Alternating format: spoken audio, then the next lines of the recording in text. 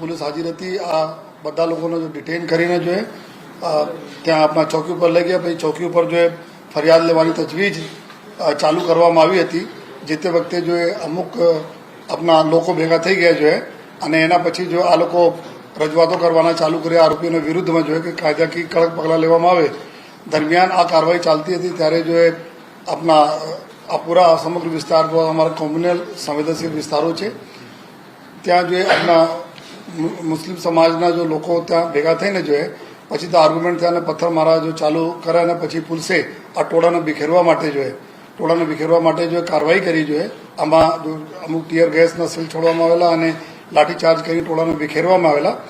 અને પછી જો આ સમગ્ર વિસ્તારમાં જો વધુ પોલીસ બધા અધિકારીઓ પહોંચીને જો crime branch team SOG team સ્થાનિક પોલીસની ટીમ સાથે જો કોમ્બિંગ કરેલ અને કોમ્બિંગમાં કુલ 28 જેટલા લોકોને જો ડિટેન કરવામાં આવેલા અત્યાર સુધી, જેના જો ધરપકડ ગુના દાખલ થયા 3 ગુના દાખલ કરવામાં આવેલા અને આ લોકોને ધરપકડ કરવાની જો બી તજવીજ છે આ ચાલુ છે જો.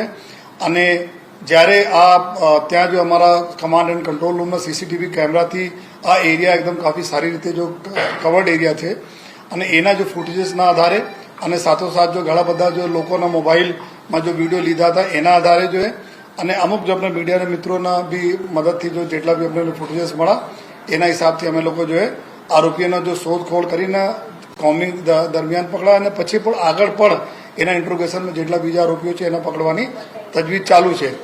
અને જો 3 ગુનાઓ દાખલ કરવામાં આવેલા છે. પહેલા ગુના જો દાખલ થયા છે આ જો છે જો જુનાઇલ એક્ટ પ્રમાણે જો નાના બાળકો છે એના વિરુદ્ધમાં જો પથ્થર માર્યા હતા એના વિરુદ્ધમાં રાઇટિંગ વિથ કમ્યુનલ મતલબ કોઈ બીજાને જો ધાર્મિક ભાવનાના ઉશ્કેરણીના જો સેક્શનો છે એના હિસાબથી જો બીએનએસના 189(1), 189(2), 192, 98 જો નયા કાયદા પ્રમાણે દાખલ કરવામાં આવે છે. જૂના કાયદા પ્રમાણે આમાં નટ સેલ્ફ ડેફિનેશન કહીએ તો રાઇટિંગ અને ધાર્મિક લાગણી દુભાય એવા કૃત્ય કરવાના જોઈએ. પછી બીજા જો ગુનાઓ સરકાર તરફે દાખલ કરવામાં આવે છે જેમાં ચોકીના પીએસઆઈ જો શ્રી રાઠોડ તરફથી કે ટોળાના વિરુદ્ધમાં કે જો ટોળા પથ્થર મારા અને પથ્થરના લોકોને બી ઇન્જરી થઈ છે અને પોલીસને બી ઇન્જરી થઈ છે એના હિસાબથી જો બીએનએસના સેક્શન જો નવા કાયદા પ્રમાણે બીએનએસ 109, 115(1), 189(1) વગેરે દાખલ કરવામાં આવેલ છે. જેમાં 307 ના કલમો છે. જૂનાગઢ પ્રમાણે માં વાત કરીએ તો આપણા જો મૃત્યુ નિપજાય આ પ્રકારના કૃત્યોના કલમો છે. સાથોસાથ પોલીસના ઉપર જે એસોલ્ટના બી કલમો છે એમાં અને જો લોકોનો જો ગ્રીવિયસ ઇન્જરીઝ થઈ છે એના કલમો લગાડવામાં આવેલી છે જો અને જેમાં કુલ અત્યાર સુધી 28 જેટલા આરોપીઓના આપણે ડિટેન કરીને એના જો કાયદાકીય રીતે ધરપકડ કરવાની કાર્યવાહી ચાલુ છે. ત્રીજા જો ગુના દાખલ કરવામાં આવેલા હતા આ ગુના જો કતારગામ ગેટ જેના બોલે છે જો લાલ ગેટ પોલીસ સ્ટેશનમાં આવે છે. આ ત્યાં જો બ્રિજના નીચે જો અમુક ગાડીઓ ઊભી હતી જૂની ગાડીઓ એના સળગાવવાના પ્રયત્ન કરવામાં 2 ગાડીના કાંચ તોડવામાં અને 2 ગાડી લગભગ સળગાવવામાં આવી. તો એના વિરુદ્ધમાં જો ટોળાઓ હતા ટોળા વિરુદ્ધમાં બી ફરિયાદ જો પોલીસ તરફે દાખલ કરવામાં આવી છે. આ જો બીએનએસનો જો કલમ 189(1), 189(2) એટલે મતલબ કે એના આર્સનિંગ કરવાના અને નુકસાન કરવાના કલમો હેઠળ જો આ ગુનાઓ દાખલ થયા છે. તમામ અલગ અલગ જો ટીમો અમે લોકો બનાવી છે જેમાં ક્રાઇમ બ્રાન્ચ, એસઓજી અને સ્થાનિક પોલીસના અલગ અલગ જો કરીબ 6 જેટલા ટીમો અમે બનાવી છે. જો તપાસ કરવાના આરોપીઓ જેટલા બી વોન્ટેડ આરોપીઓ અમારા છે એના શોધવાના આરોપી પકડવાના એક ટીમ છે અમારી પૂરી ટેકનિકલની ટીમ. જો જેટલા બી ફૂટેજીસ છે એના અભ્યાસ કરીને જો એકદમ સાચા આરોપીઓ છે જે આમાં આ પ્રકારના માહોલ ખરાબ કરેલા છે એના જો અમે એના પકડવા માટે જો તજવીજ કરવા માટે આ ટેકનિકલ ટીમ કરશે અને પછી ક્રાઇમ બ્રાન્ચો અને એસઓજીની ટીમ આ લોકો જેટલા બી ગુનેગારો છે એના પકડવાની કામગીરી કરશે. અને અત્યારે સવારથી પૂરા બંદોબસ્ત બી છે. ગઈકાલ રાતે એમ લોકો ડ્રોનનો બી ઉપયોગ ચાલુ છે. અત્યારે બી ડ્રોનના ઉપયોગથી પૂરા એરિયાના જો પૂરા એરિયાના પૂરા સર્વેલન્સ કરવામાં આવી રહ્યા છે.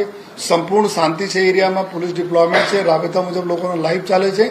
અને જેટલા બી હું બધાને ખાતરી આપું છું કે જેટલા બી આમાં ગુનેગારો હતા જેટલા બી લોકો આમાં સામેલ હતા તમામ લોકોના ઉપર કડકના કડક પગલાં લેવામાં આવશે. અને સાથોસાથ આપને જાણકારી માટે ગઈકાલે કુલ 13 જેટલા કમ્પ્લેન અમારે 100 નંબર ઉપર આવી હતી આ જ વિસ્તારના લઈને. અને ઘણા બધા જો સોશિયલ મીડિયા પર અફવાઓ બારેમાં આવી હતી. એક પણ વાત સાચી નહીં હતી જો તો બધા લોકો અમુક લોકો બેઠા બેઠા બી અફવાઓ ફેલાવે છે.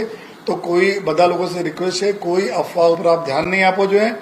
આપના વિસ્તાર માટે અગર કોઈ પ્રશ્નો કોઈ અફવાના માધ્યમથી આવતા હોય તો તો આપ અહીંયાથી 100 નંબર ઉપર કોલ કરો અથવા જે તે આપના પોલીસ સ્ટેશન ઘણા બધા પોલીસ ફોર્સ ડિપ્લોયડ છે ત્યાં વાત કરી શકો.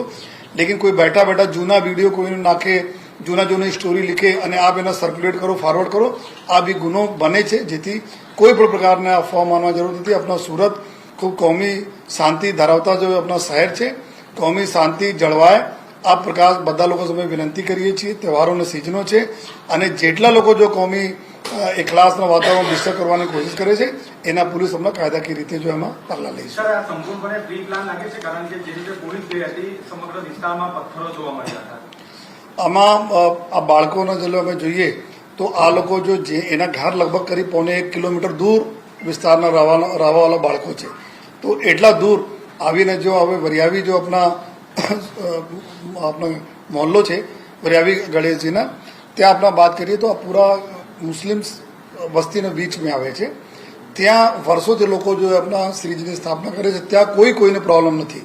બંને સમાજ ખૂબ હળી મળીને રહે છે. ગઈકાલે પણ જો કોઈ પત્રકાર ત્યાં નહીં હતા જોઈએ, પરંતુ એટલા દૂરથી આવીને 1.5 કિલોમીટર દૂરથી આવીને અહીંયા જો સડી કરીને જાય એના મતલબ પૂરા અમારા આ જ દિશામાં અમે તપાસ કરીએ છીએ કે એના પાછળ કોણ ધોરીમાર્ગ છે, કોના જોઈએ અને કોણ છે. એના માટે એના વાલીઓને બી અમે અત્યારે ડિટેન કર્યા છીએ અને આ પૂછપરછ અમારી ચાલુ છે.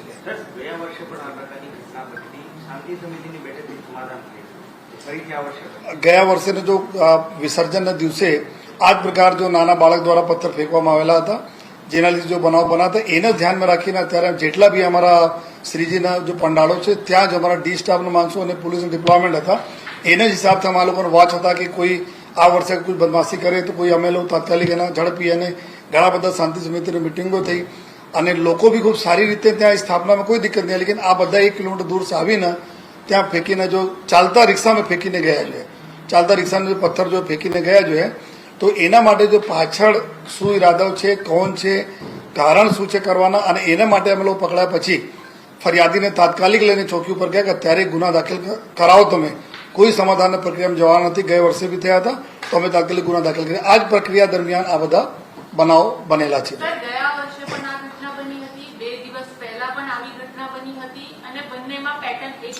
કિશોરોને આગળ કરવામાં આવે છે તો શું લાગે છે સર કે કોઈ જાણી જોઈને આ ઘટના કરી રહ્યું છે, પ્રી પ્લાન છે અને જ્યાં આ પંડાલ છે ત્યાં સીસીટીવી પણ ડિસ્ટ્રેક્ટ કરવામાં આવ્યું છે? નહીં, ત્યાં સીસીટીવી કેમેરાઓ બરાબર છે અને આપણેના અંદાજ હતા કે કहीं આ બધા જો પૂરા વિસ્તારમાં કે લોકો ગયા વર્ષોથી જો અમે લોકો શીખ્યા જોઈએ કે જતા જતા જો પથ્થર ફેંકીને જતા રહે પછી એવો થાય કે તો નાના બાળક છે, ભૂલ તો થઈ ગયા છે, ગેરસમજ થઈ ગઈ છે અને સમાધાન કરી લે. લેકિન અમે લોકો આ વખતે એવું નક્કી કર્યા કે ભાઈ નાના હોય ચાહે મોટા, એક વ્યક્તિ અગર કરે છે જરૂર એના પાછળ કોઈને કોઈ અગર આ પોતે નથી સમજી શકતા કે આ શું કરી રહ્યા છે, ધાર્મિક ભાવના કોઈને ભડકાવી રહ્યા છે, તો એના અમે આ જ રીતે જે જુનાઇલ જસ્ટિસ એક્ટ પ્રમાણે એવા ટ્રીટ કરીએ અને નામદાર કોર્ટને વિથ એવિડન્સ આપીએ. એના જ આશયથી એના અમે લોકો આ વખતે બિલકુલ ગુના દાખલ કરીને આગળની કાર્યવાહી કરવા માટે પૂરી કાર્યવાહી કરવામાં આવતી હતી અને ગુના એના માટે દાખલ કર્યા કે આ લોકોના સબક મળે, એના પેરેન્ટ્સને બી મળે જોઈએ કે આ પ્રકાર આપણે બાળકોને તમે કંટ્રોલ નથી કરતા. પછી એના આગળ ધરીને કે નાના બાળકો છે અને ગેરસમજ થઈ ગઈ હશે, જવા દો જોઈએ આ પ્રકાર કરીને તમે મોટા સ્વરૂપ આપવામાં આવે છે. તો આ બિલકુલ બી અમે લોકો એમાં ટોલરેટ નહીં કરી જોઈએ. 6 જેટલા હતા. એક ઓટો ડ્રાઈવર હતા, મોટો હતો, બાકી 6 જુવેનાઇલ હતા. 12-13 વર્ષના છે બધા. આ બધા અત્યારે જો ચૂંકી એના કસ્ટડી વગેરે નહીં રાખી શકાય નાના બાળકોને, અત્યારે પૂછપરછ ટીમ કરી રહી છે. પૂરો ડિટેલ આજે હમ સાંજે આપની સાથે શેર કરી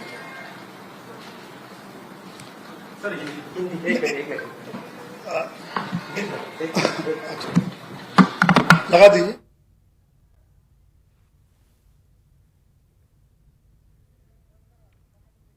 સુરત પોલીસ કમિશનર અનુપમસિંહ ગેહલોત જો જાણકારી આપી રહ્યા હતા સૈયદપુરામાં વૈયાવચી રાજા ગણેશ સ્થાપના દરમિયાન જે પથ્થરમારો થયો તે મામલે.